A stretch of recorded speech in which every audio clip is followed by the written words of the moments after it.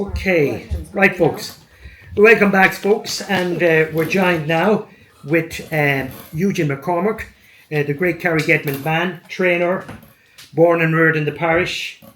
I don't know if you have any singing talents or dancing talents. There'll be a lot of music in our family, funny enough. My mother played a bit of music, my grandparents and my uncle played music. Very good. So, unfortunately, Eugene has a bit more time, no more than some of our guests here tonight. Gary Kenny's in the audience. So, lads, you're stepping down from your duties for the next while. You've had an early exit from the championships in the quarterfinal. Eugene, what happened? Well, it wasn't as early as last year. Okay, you know what I mean. No, look, we are disappointed that Pierre is down there, and he was involved with Rathline there, and he's in the quarterfinal. And we were disappointed probably with our second half performance and that, and we probably left a few chances behind us. Do you know what I mean? You know, maybe later in the game, and probably not having that that experience there from previous times. Rathline had that. Do you know what I mean? And they had been beaten in a couple of quarterfinals prior to 2 weeks ago. So they probably had a little experience on us. So it got them over the line, and look, we wish them the best of luck. Podgy, I think you were at that match, were you? It was, mate. So what did you make of the contest? Well, it was always going to be a 50-50 job. Generally, like Carrigetman, you know, they were delighted to be in the quarterfinal for a start, because we all know what happened last year, and they went out in technicality. And they done well. They were back in the park again. What Eugene mentioned there, Rathline had that experience of losing a few quarterfinals. They're really fired up for this now, Rathline. But I did think that Carrigetman, particularly in the first half and maybe for parts of the second, were the better team. I could see the Rathline, you know, the nerves coming back in again of getting to a semi-final. See, the Rathline haven't been in a semi-final for 23 years.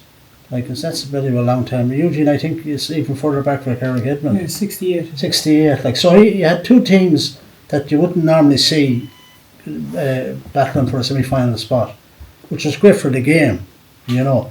And all I can do is say that I was just writing my piece this week, and I said that Rathline lit up the championship because they came from nowhere. That's the avoid relegation in the league, and there's some very, very good footballers, and particularly the two Kennys, the two brothers, Shane and Oren, and stop them if we can, because I think they got 3-7 out of 3-9 that night, and what can you do? They're just good footballers, and I can say, but they're up against it now this week against Cologne, and that's a very tough match for them, you know.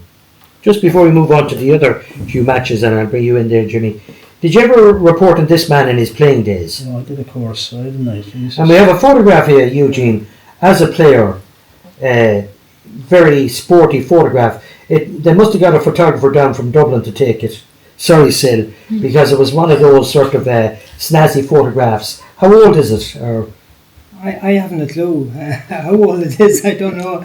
The wife got it out. Will we ring her and ask her? I can't even remember which one she bought. Yeah, because all I know, it was very difficult to get an action photograph of players years ago. And you would have finished your playing career, what year?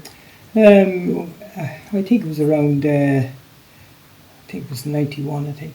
91. Yeah. I think. No, that was my playing career. I finished with Carrigetman in about 2004, 2005. Right. Yeah. So, but with the county, I finished around 91, 92, I think. Yeah. Eugene, you're carrying on the football. Your family are all involved. Your son is a big player with the Carrigetman team, and you have two daughters playing on the Carrigetman team as well. Obviously, you've instilled that in them, or they've picked it up from your love of the game.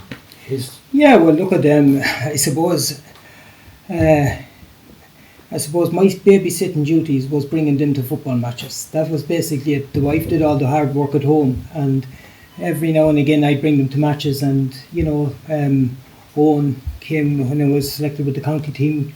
He would come in there, and he was the ball boy at that time, just getting balls back, and he thought it was fantastic.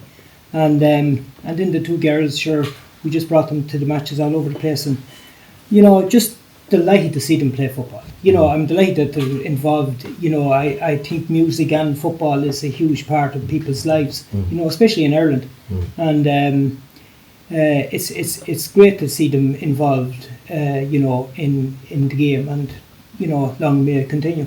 I think you know, all managers, I suppose, are highly regarded. Otherwise, they wouldn't have the jobs. But I think you're sort of highly regarded among a lot of people as being a good manager. Maybe you didn't bring Carrick-Edmond, but then there's other sort of factors as to why they didn't go any further. What do you think makes a good manager? Did you find it easy to, you know, transition from being a player? I presume you were a good player, was he, Podgy?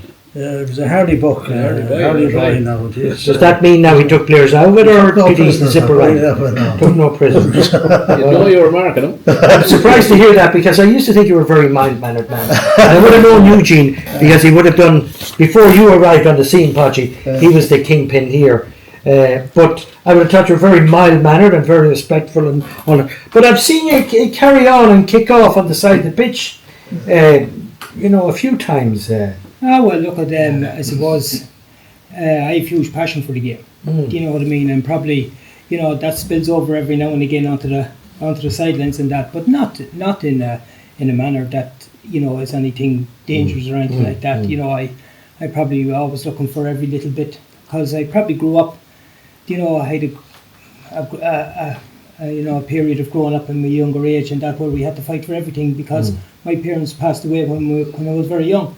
So we had to fight for everything at home. There was 10 in the family, so there was, and I was the second youngest. Not uncommon at the time either. No, not uncommon it was at not, the time. not uncommon. No, I was the second youngest, and so look, we had to fight for everything. I probably never let that go. Yeah, do you know what I mean? So is that the case? Like, I remember there was only 3 of us at the time. There was 5 of us in the family, but I can remember porridge, and everything was a bit of a competition. With 10, I'd imagine was even more so to get stuff. Oh, absolutely. Yeah, look at you came down and you had to do your own jobs. Do you know what I mean? And look after yourself, and you know, so that's probably what has kind of, you know, got me to where I am today, in terms of not just in sport but in life in general, just fighting my corner and trying to stay at things and that, you know what I mean, in life in general. Very good. Yeah. Jimmy, can we go on to the other, we talked about the first quarter-final, the second quarter-final on the day, Clunkish and Drumard. Yeah. Look at Clunkish were, I suppose, hot favourites going into the game, having finished their group top, you know, and the last game against Rathcline, they had, you know, they left Rathcline lacking a lot of energy, and when Clunkish get going, I suppose the only real tight game in the league or in the league stages was against Abbey. But Drumard went out of the blocks early and went I think it was 5 points to 1 up after about 12 minutes. But that was as good as it got for Drumard. You know, once Clunkish clicked, and it took them a while to click, but once they did, and once they got those forwards moving, once they got the ball into them, and Andrew Flynn was very good in that wing and the half back line. Matthew Flynn was very good there, driving forward, and the 2 midfielders were immense. But once Clunkish got going, there was just no stopping them on the day, you know. And Michael Flynn, full forward, like he finished with 3-6. Like to finish with 3-6 in a championship quarter final against Drumard is phenomenal, you know. And he hadn't scored a goal in the championship up until that. So it just shows the depth that they have. If he's not having a good day, another game earlier on, Jack Duggan scored 3-7 or 3-9 or something like that. So they have loads of options in the full forward line and in the complete forward line. So they seem to be the complete package this year. And I thought maybe Drumard might shake them a little bit, you know. But the new rules and the new system seems to favour faster, fitter teams. And Drumard, maybe, you know, German Master was trying to ruffle up a few of them, you know. And in other years, maybe Clunkish would have folded under that pressure of the likes of him coming at you. But they didn't this year. They seem to have a steeliness there that I haven't seen in previous years. And that comes with experience as well, and having been there, you know, and been in a final a couple of years back, you know. But they just seem to have, and they have options off the bench, you know. In Cormac Flynn, he was taken out upon little James Hagan there, you know. He started many of the earlier games and he got his goal. And everybody that's coming on is fighting for them. You know, you might have said that Matthew Carey might have been the man, the go-to man for them, but not this time. He doesn't. The pressure's off him, and they've scores, they've options all over the place. You know, and even Joe O'Brien. You know, he was insulting myself and Park earlier on in the year. Rightly so, because but you do an awful lot of bluffing. At least I'm prepared to say I know nothing. He's the captain. So he'll be looking to lift that. You know, and who'd bet against them? You know, but stranger things have happened, and Colin Kill are there in the long grass. But Drumard just ran out of legs for talking about that game. That ran out of legs, and you have to give credit to the likes of German Masters and the likes of Francie McGee, who keep coming back year after year and giving for their love. And like Drumard are coming there, they were in an under 16 final, I think, the same day, Park, wasn't it? You know, and they're coming again. You know, so they have options. But Clunkish just seem to have the lot this year. But then you still have to. Podgy, the Sunday games, can you tell us a bit about the first one there? In the quarterfinals, Mick? Yeah, the very wet weather. Yeah, poor camera woman on Clubber she was doing a lot of windscreen wiping at the start of the match. In actual fact, I think it was very hard to see the first few scores. Well, the conditions kind of suited one a lot because, a very experienced team and plenty of power, like physically strong team. And about 10 minutes ago, there was only a point in it. And then Kilo opened up the fresher legs and they won by 8 in the finish. But if you were at the match or weren't at the match, you'd say, that was handy for Kilo. Well, it was far from handy. And Kilo have a habit of dominating and then disappearing and come back in again. They have the three Mordens now, I thought, were very good. See, a couple of years ago, they weren't playing through injury and otherwise. And Larry and James and then Paddy, who had been injured for most of last year. Paddy's a serious footballer now.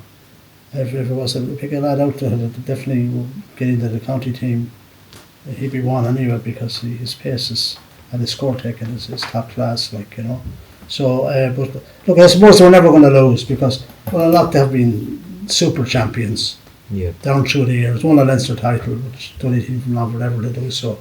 And unfortunately for them, they're going back to the same players, a bit like Drumard in the sense that they have to go back to German Masterson and Francis McGee. You can't keep on doing that. So,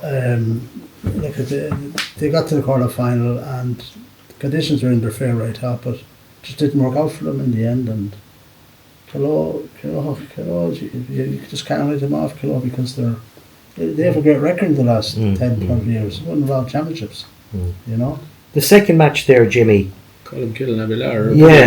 Just on the Kilo one there, Paddy Kieran came in and scored 2 huge 2-pointers there towards the end, just to give them that little extra cushion. He's a big influence when he comes in the games. He'll be able to bring in off the bench. Yeah, to have that option, I doubt very much now he'll be a sub next Sunday in the semi-final. Yeah, but you wonder, he's been influenced coming in, so they might just. But anyway, But Colin Kill, Abbey repeated last year's final, of course, and Abbey have given up the cup now. But it's very hard for a team to come and to repeat and to retain the Sean Connolly Cup. It's hard enough to win it in the first place, but to get it back up again and go again and try and win it. But they got off to a great start and they were well up there on Colin Kill early on. But slowly Colin Kill got back into the game, and Colin Kill.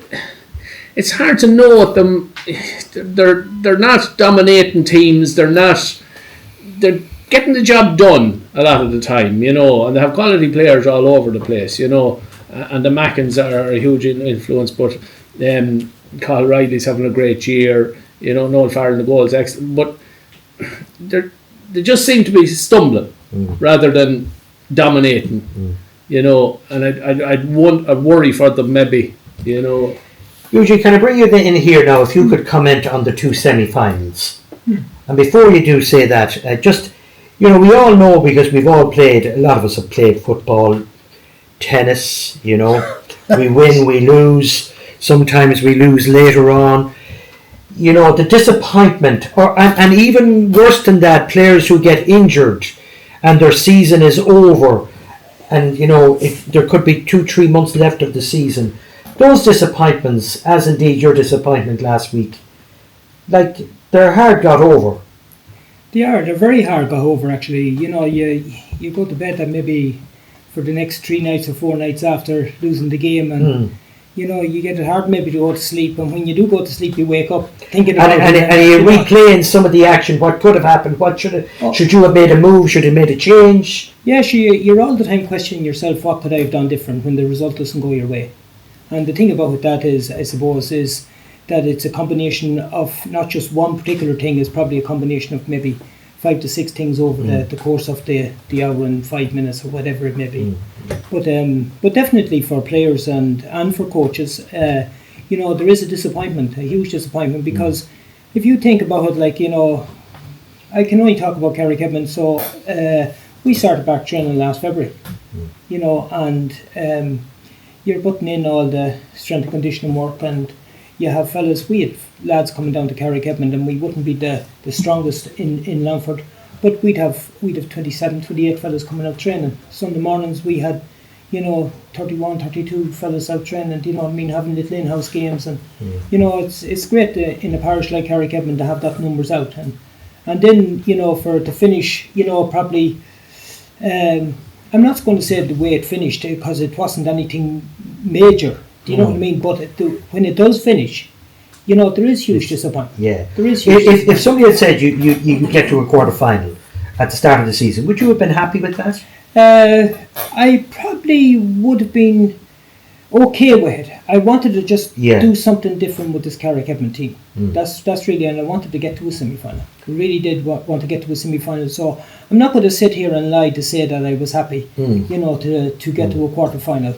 I had a fair idea that if we performed, and we didn't do it in all the group games, that if we performed on a more consistent basis, and we're talking about Columkill, they're probably not putting a consistent hour together. That's probably what Jimmy is on about. Have in matches, but not the next matches. That's correct. Yeah. We've turned up for one game and not turned up for the next one. Just when you think you've maybe turned the corner, and so that sometimes is always questionable, and you're all the time questioning yourself, what could I have done different? Should I have played such a fella in such a position or stuff like that? So it's always asking the question. So tell us, Eugene, looking at the semi-finals, so you were beaten by Rathline. So Rathline are playing Kilo on Saturday, is it, or Sunday? Sunday. Yeah. How do you think Rathline are going to fare against Kilo? From you played against them, you've seen them on the pitch and all that sort of stuff. How do you think they'll fare against Kilo? I think Rathline will do very well. I really do. I do agree with the lads here to think that Kilo have that experience, and they have been quite consistent down through the years in terms of getting over semi-finals and finals, and won a few over the last, we say, 10 to 12 years. In saying that, it has been remarked that probably Rathline like Carrick-Edmond with a little bit of weight on their shoulders. And I think that weight is kind of off their shoulders to a certain degree now, and they can go in there. And if you look at Rathline, we mentioned the two Kennys, probably two of the best forwards that's in our game. You probably trained them in their younger years, did you? Yeah, we would have. I would have had a lot of I would have had a lot of them under, my wing at some stage. Do you know what I mean? But look at them; they have done most of their work down at club levels and stuff like that, and that's where young fellas learn their skills and stuff like that. But like if you go through that, the two Kennys, they're going to. But Kilo will have a job, to man mark them too. It didn't work out. Do you know what I mean? It didn't work out. We had a job to try and curtail Erla O'Sullivan and David Rooney and Oisin Kenny, breaking from the half-back line up the field, and we thought we got that part of it reasonably right. Reasonable, we would have nearly taken that. Do you know what I mean? But there's always a second string to a good to the bow for a good teams. Do you know what I mean? And they had the two Kennys, and we 2-man markers on them that we thought would do the job. And in fairness to our two lads, they stood to it, thick and thin. It wasn't just maybe all down to them and that. But the thing about it is that I think Rathline, they have a great chance. I think they have a great chance. I am not saying they're going to win it, but I think if they're able to get down to the last 10 to 12 minutes with the ball, with a kick of the ball in the game, I think, you know, they're saying, let's go for this. Do you know what I mean? I think they have a great opportunity, and not alone that, they have the footballers. They have really, really good footballers. And so I think, you know, it's a great opportunity for them. And the other semi-final, Eugene, what are your views on that? Well, you know, I trained Columkill back a few years ago, so I know the Columkill lads quite well. So do, and probably a little soft spot for them down there. Do you know what I mean? Because they're great lads. But it's what we're saying is, I think they need to put, you know, an hour and 5 minutes of really good football together, not be playing in patches. To have the footballers in Cathal Riley, the McKeowns, do you know what I mean, the two McCabe's, you know, really, really good footballers, Vinny and Fergal. The ball Fergal Sheridan gave into Cathal Riley in the quarterfinal was terrific pass from 60, 70 yards. We talk about their skills of the game, and that was a class pass for Cathal McCabe's goal. Yeah. But look at Clunkish. We've talked about Clunkish.